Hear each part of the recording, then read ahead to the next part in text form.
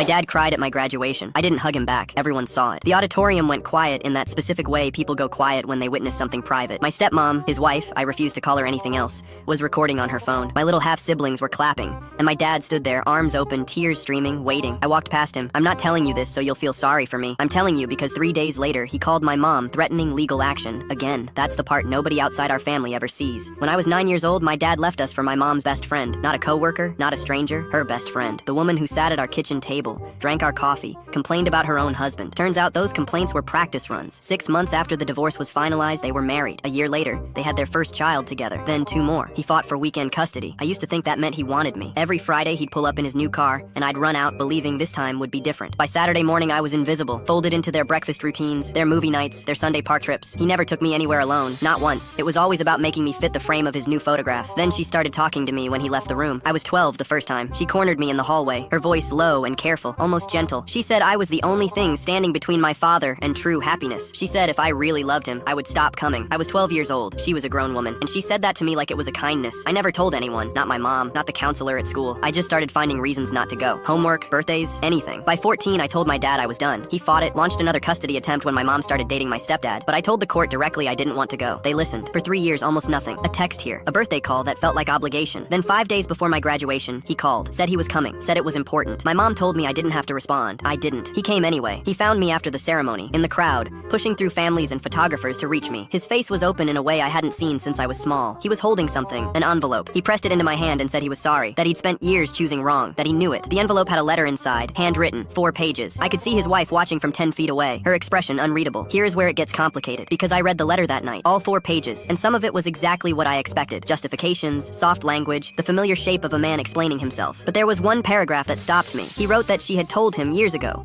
that I refused to come on my own, that I had called her and said I wanted nothing to do with their family. He believed her. For 3 years, he believed a phone call I never made. I sat with that for a long time, because it doesn't erase what he chose. It doesn't explain the custody threats, or the pressure to call her mom, or every Saturday I spent invisible in someone else's family portrait. A lie she told him doesn't undo the truth of what she said to me in that hallway when I was 12, but it means he didn't fully know, and I don't know what to do with that. My phone has 17 unread messages from him. My stepdad says take my time. My mom says I don't owe anyone anything. My therapist says the question isn't whether to forgive, it's whether I want to know the person he's trying to become. I still haven't opened the messages. I don't know if I will.